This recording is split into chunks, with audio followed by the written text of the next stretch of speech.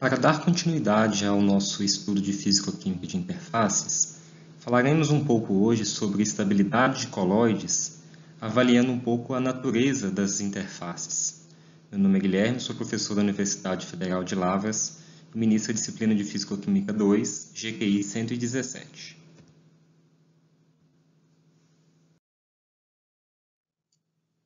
E para começar essa discussão, eu gostaria de levantar a questão do porquê da existência das interfaces. Ou seja, na natureza, não poderíamos ter apenas sistemas homogêneos? Logicamente, isso não faz sentido. A existência da interface, caracterizando a região de contato entre fases, resulta do próprio excesso superficial de energia livre de Gibbs por unidade de área, que é um número positivo. E essa é uma condição necessária para a existência da região interfacial. Não fosse por isso, imagine o que ocorreria se a tensão interfacial entre as fases alfa e beta fosse um número negativo. Não haveria preferência das moléculas em permanecerem nas fases, senão que elas se transfeririam espontaneamente para a região da interface. A consequência disso é que o sistema formaria uma solução, e não uma mistura heterogênea. Chegamos então a uma conclusão que parece bastante óbvia, que é de que a existência da interface como uma região de contato estável entre as fases, resulta do fato de ela ser instável termodinamicamente, ou seja, de ela possuir um excesso de energia livre de Gibbs por unidade de área que se estabelece no contato entre as fases.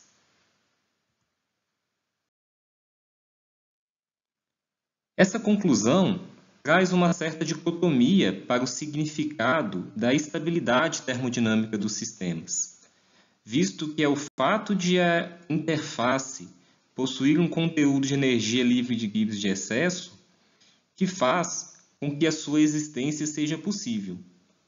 Mas a que se refere de fato quando estamos falando em instabilidade ou estabilidade associada a sistemas coloidais?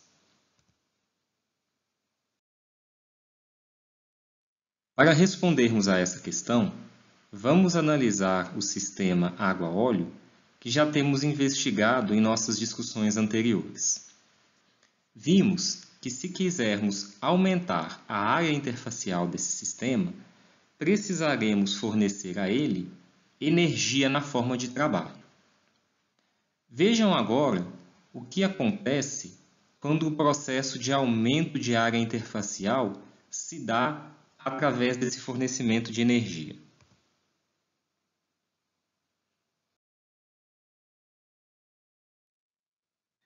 Notem que para que a área de interface fosse aumentada, moléculas presentes nas fases do sistema precisaram ser transferidas para a região interfacial, criando aquelas interações intermoleculares que já discutimos serem menos favoráveis do que aquelas que se estabeleciam antes de as moléculas se concentrarem na região interfacial.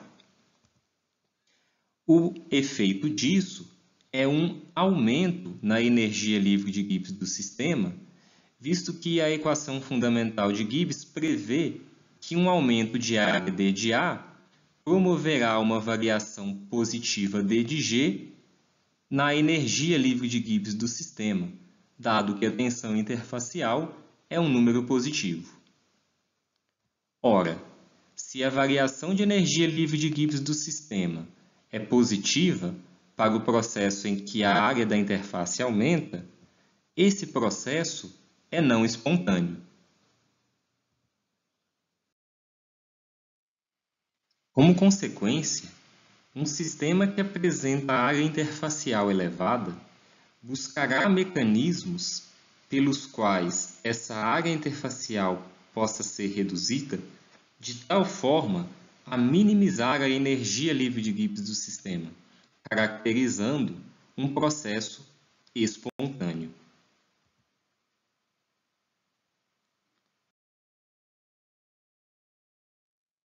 Ou seja, sob condições de temperatura, pressão e composição fixas, o sistema irá espontaneamente reduzir a sua área de interface até que a energia livre de Gibbs do sistema alcance um valor mínimo.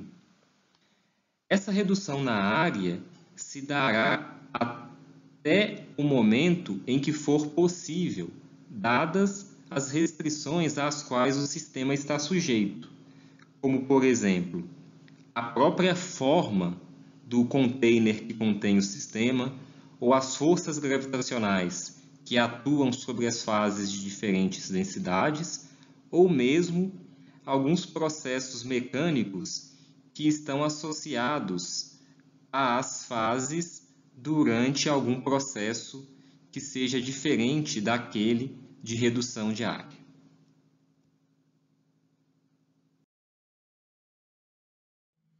Em resumo, o que temos visto é que, a despeito de a interface existir enquanto uma região estável dentro de um sistema termodinâmico multifásico, é fato que o excesso de energia livre de Gibbs que está a ela associado determina uma instabilidade dos sistemas termodinâmicos de grandes áreas interfaciais. Dessa forma, os sistemas coloidais são, em sua grande maioria, instáveis e, em algum instante de tempo, as fases microscópicas dispersas se agregarão para formar as fases macroscópicas que mantenham o menor valor de área interfacial possível no contato entre as diferentes fases. Quanto tempo isso demorará não é uma resposta que a termodinâmica fornecerá, mas é a cinética.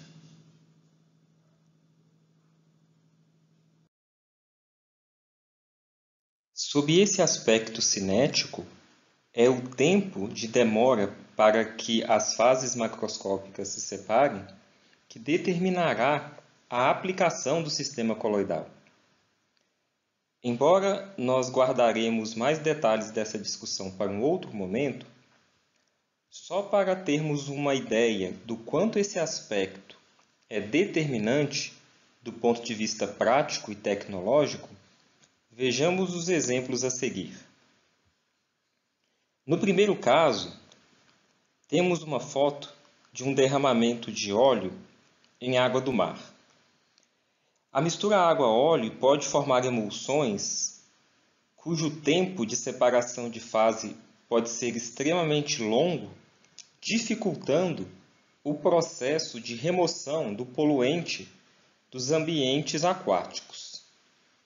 Ao mesmo tempo, é desejável que emulsões do tipo água-óleo sejam duradouras, no sentido de que demorem tempo para que o processo de separação de fase aconteça, no desenvolvimento de cosméticos, visto que quanto mais tempo a dispersão durar com as fases microscópicas mantendo seu tamanho, maior será o tempo de prateleira do produto. O que temos então é que precisamos estabelecer as condições que determinam esse tempo de separação de fases. E alguns aspectos são importantes nesse contexto, incluindo o próprio tipo de interface e as condições termodinâmicas sobre as quais os sistemas se encontram. Especificamente, nesse vídeo, falaremos um pouco mais sobre a natureza da interface para então, futuramente, avaliarmos como se dá o processo de separação de fases macroscópicas para então adentrarmos na cinética dos sistemas coloidais.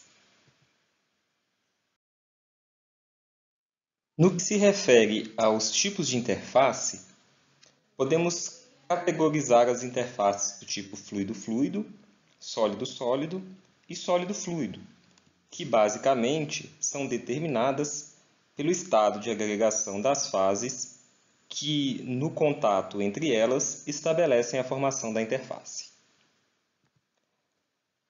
As interfaces do tipo fluido-fluido podem se caracterizar por fases em contato sendo ambas líquidas ou uma líquida e uma vapor, enquanto que as interfaces do tipo sólido-fluido incluem um sólido em contato com um líquido ou também com um vapor.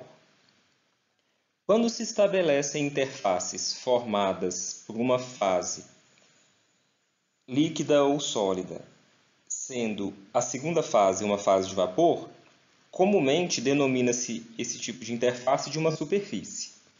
Então, podemos usar os termos superfície líquida ou superfície sólida, mas não dizemos, por exemplo, uma superfície sólido-líquido ou uma superfície líquido-líquido. Cada uma dessas interfaces e as propriedades a elas associadas determinam uma aplicação específica. Por exemplo, interfaces do tipo sólido-vapor são bastante utilizadas em processos de catálise, adsorção e cromatografia, enquanto que interfaces do tipo sólido-líquido apresentam aplicação tecnológica nas áreas de detergência, adesão e lubrificação. Cabe então, nesse contexto, nos perguntarmos o que há de especial em cada tipo de interface e que é importante para definir as aplicações às quais elas estão relacionadas.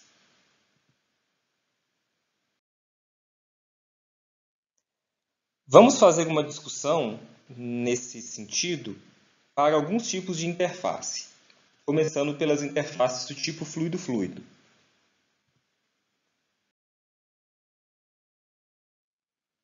Esse é o caso, por exemplo, da interface formada entre água e óleo, que temos discutido intensivamente em nossos estudos. Nesse caso, temos uma interface do tipo líquido-líquido, em que ambas as fases apresentam uma elevada densidade de partículas por unidade de volume.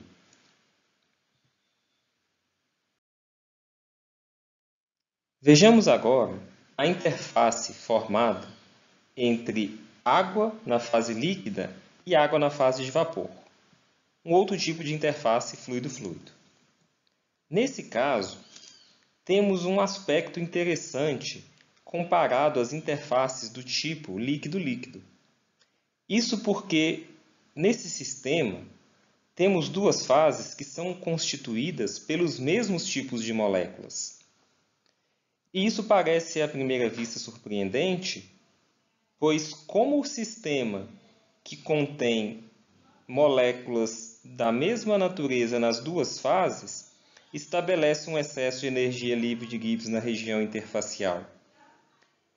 Logicamente, não é a interação intermolecular que se estabelece com moléculas de outro tipo, como é o caso das interfaces que envolvem a mistura de líquidos distintos. Nesse caso, o que faz com que o excesso de energia livre de Gibbs apareça na região interfacial, em relação às fases que se encontram em contato, é uma relação associada à densidade numérica de partículas por unidade de volume em cada uma das regiões do sistema, bem como uma distância média de interação intermolecular que é alterada dependendo da posição que a molécula ocupa dentro do sistema ao longo do eixo Z, que se estabelece perpendicularmente ao contato das fases. Para além dos detalhes associados a esses aspectos moleculares, que serão avaliados em um momento oportuno, eu gostaria que a gente focasse nos aspectos relacionados à dinâmica das moléculas nos processos de modificação de área interfacial de sistemas envolvendo interfaces do tipo fluido-fluido.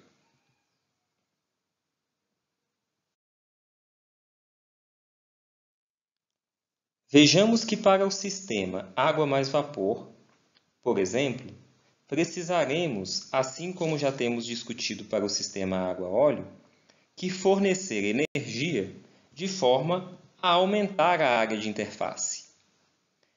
Durante esse processo, fornecimento de energia é utilizado na reestruturação das moléculas, na região de interface e nas fases do sistema. Não temos discutido ainda como se dá a relaxação do sistema no processo em que a perturbação se dá por aumento de área interfacial. É lógico que as moléculas de água não se reestruturam instantaneamente em relação à ocorrência do processo de aumento de área interfacial, mas elas precisam de um tempo para se reorganizarem na região interfacial de tal forma a alcançarem aquela condição mínima de energia num novo estado de equilíbrio termodinâmico. Vamos, nesse caso, assumir que, uma vez distendida a área do sistema, ele não retorna à área inicial por alguma restrição, como, por exemplo, de tamanho do recipiente. Destacado isso, o que ocorre é que durante o processo de aumento de área interfacial, a região da interface passará por instantes de tempo no qual a densidade numérica de moléculas de água por unidade de volume é diferente daquela que existia no sistema antes da perturbação. Precisará ocorrer, então, um fluxo de moléculas da região de fase para a região de interface, de tal forma que aquela densidade numérica de moléculas fique igual àquela antes da perturbação.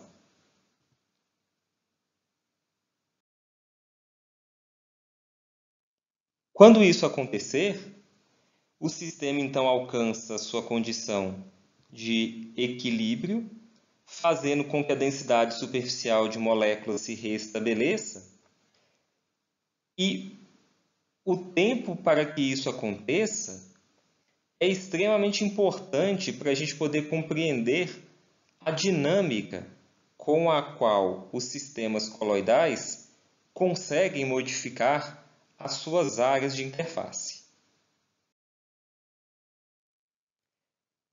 Para a troca entre moléculas de água na região de interface e na região de fase, a gente pode estimar o tempo que cada uma dessas moléculas tende a permanecer na região interfacial. E para a interface do tipo fluido-fluido, seja formado por um líquido e um vapor ou por dois líquidos, esse tempo de residência é menor do que 5 milissegundos. Ou seja, o tempo de relaxação no processo de variação de áreas interfaciais em interfaces do tipo fluido-fluido é muito rápido. Quase que automaticamente as moléculas se reestruturam na região interfacial durante o processo em que a área é modificada. E dizemos assim que as interfaces do tipo fluido-fluido apresentam uma baixa resistência elástica à deformação.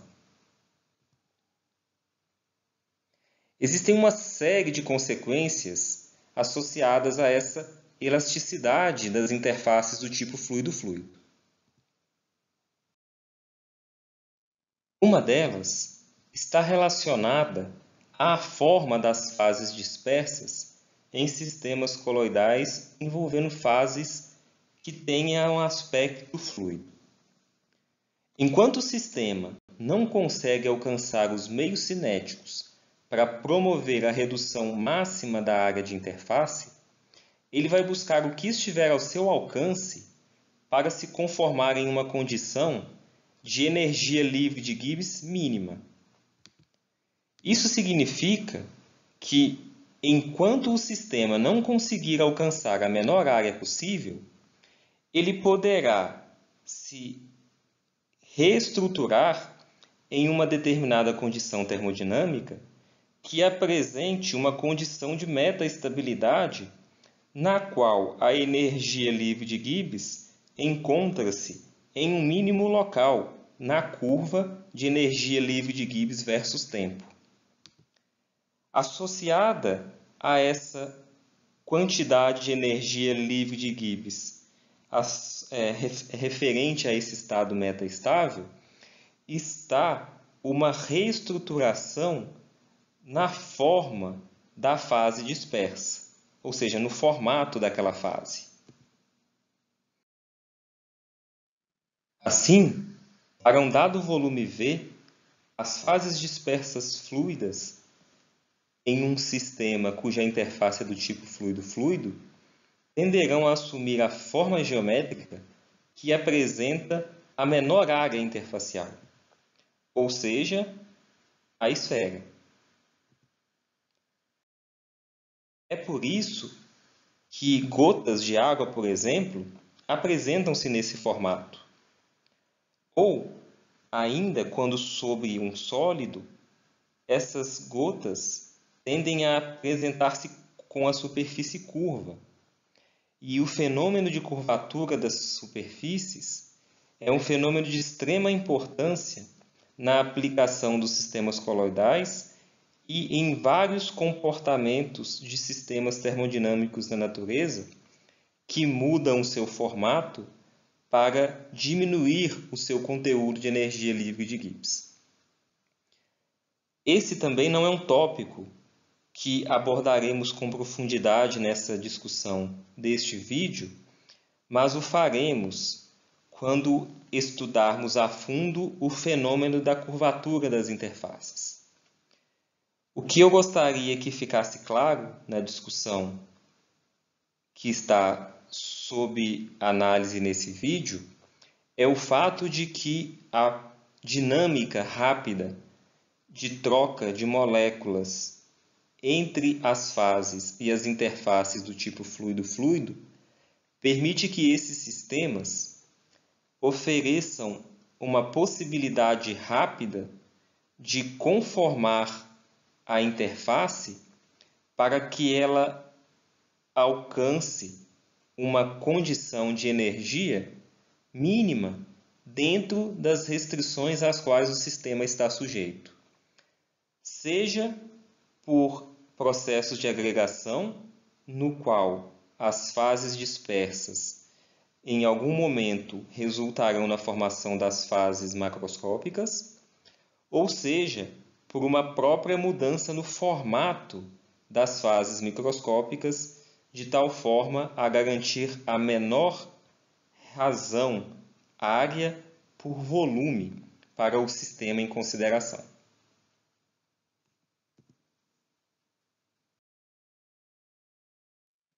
Dito tudo isso, nós podemos contrapor o comportamento das interfaces do tipo fluido-fluido com aquele de interfaces do tipo sólido-fluido. Vejamos, por exemplo, o caso da interface sólido-vapor formada no contato entre areia e ar. Nesse caso, se quisermos aumentar a área da interface, precisaremos promover um estresse na fase sólida de tal forma a separar os átomos que constituem aquela fase. Diferente do que acontece nas superfícies ou interfaces do tipo fluido-fluido, em que a mobilidade das partículas ou moléculas é rápida o suficiente para manter a densidade de energia livre de Gibbs por unidade de volume constante durante quase todo o processo de modificação da interface, permitindo, inclusive, mudanças no formato da mesma?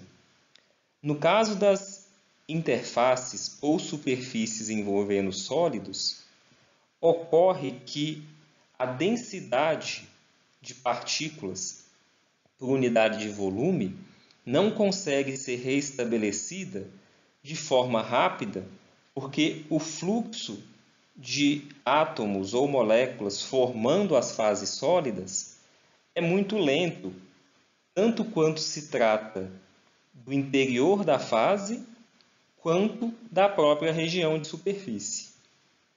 Assim, não há uma velocidade elevada no restabelecimento da densidade superficial de moléculas em interfaces do tipo sólido-fluido. E o quanto tempo pode demorar esses processos de reestabelecimento são um aspecto de fundamental importância na compreensão desse tipo de interface e dos aspectos aos quais ela traz para sistemas coloidais formados por esse tipo de estrutura. Para termos noção sobre a ordem de grandeza de tempo na qual se dão os fenômenos envolvendo reestruturação de interfaces do tipo sólido-fluido, vamos imaginar o sistema formado por tungstênio em equilíbrio com átomos desse mesmo elemento no estado de vapor. O tempo de residência de um átomo de tungstênio na interface sólido-vapor a 25 graus Celsius é da ordem de 10 elevado a 37 segundos. Ou seja, é muito tempo para que um átomo de tungstênio saia de sua posição na região interfacial e possa se movimentar ao longo da própria região de superfície ou mesmo ser trocado com outro átomo de alguma das fases, seja ela a fase de vapor ou a própria fase sólida. Assim, há uma alta resistência elástica à deformação de interfaces do tipo sólido-fluido. A consequência é que ocorre uma retenção da posição dos átomos ou das moléculas que formam a fase sólida na região de interface. E a implicação disso do ponto de vista energético é surpreendente.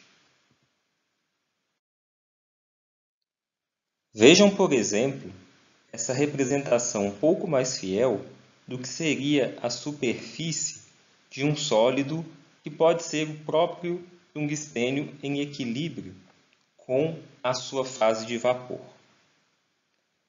Teremos, devido à baixa mobilidade dos átomos na região de superfície, uma formação de estrutura que leva a diferentes densidades numéricas de átomos por unidade de volume na região interfacial ao longo dos eixos x, y e z, de tal forma que é possível que por um instante de tempo relativamente longo o sistema permaneça conformado nessa situação que não estabelece uma densidade numérica de partículas constantes na região de superfície.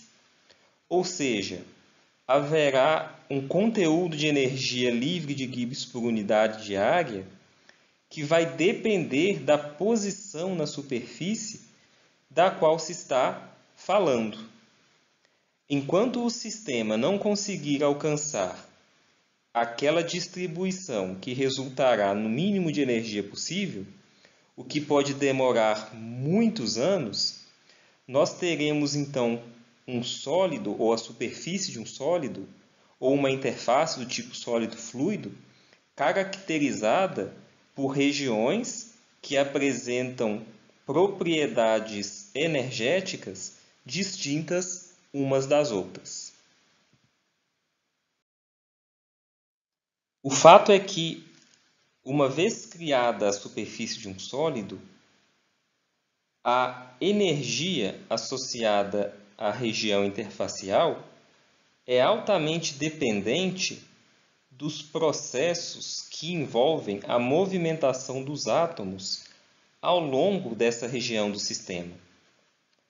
E, como vimos, esses processos são relativamente lentos, a não ser para temperaturas um pouco mais elevadas, que favorecem um processo de difusão de superfície, em que moléculas ou átomos são capazes de transladar ao longo da região superficial, de forma a tentar alcançar condições de estabelecer o mínimo de energia livre de Gibbs por unidade de volume naquela região do sistema. Logicamente, em algum instante de tempo, o sistema será capaz de alcançar essa condição de mínima energia. Entretanto, enquanto ele não o fizer, a superfície de um sólido terá suas propriedades determinadas pela maneira como o sólido foi obtido.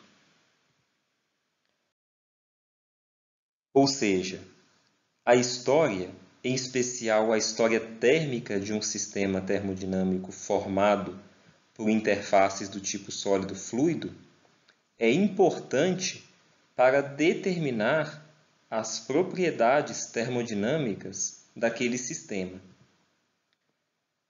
Se um sólido formado em composição pelos mesmos átomos e moléculas é produzido de formas distintas, propriedades interfaciais distintas serão obtidas e, consequentemente, determinará aplicações distintas para aquele material.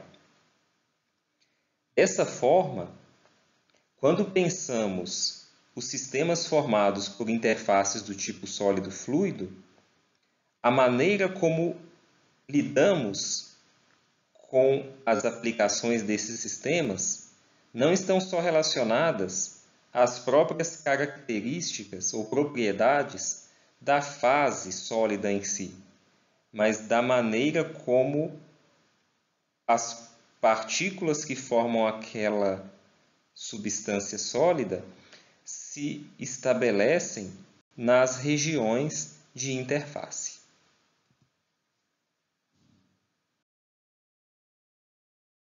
Bem, em resumo, o que deve ficar claro para nós nessa discussão é que, diferente das interfaces do tipo fluido-fluido, aquelas formadas por fases em que uma delas é um sólido estabelecem condições de mobilidade de átomos ou partículas na superfície que são tão lentas que redução de área interfacial e curvatura na interface são fenômenos que terão pouca importância do ponto de vista de intervalos de tempo relativamente curtos para determinar a maneira pela qual esses sistemas alcançarão condições termodinâmicas mais estáveis.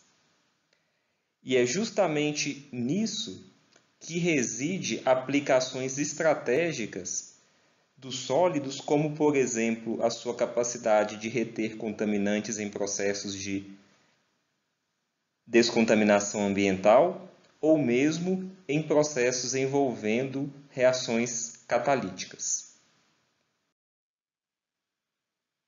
Esses tipos de comportamentos associados à maneira como as diferentes interfaces respondem nos processos associados aos sistemas coloidais envolvendo diferentes tipos de interface, serão detalhados em momentos oportunos, dada a complexidade que cada tema apresenta dentro das suas especificidades.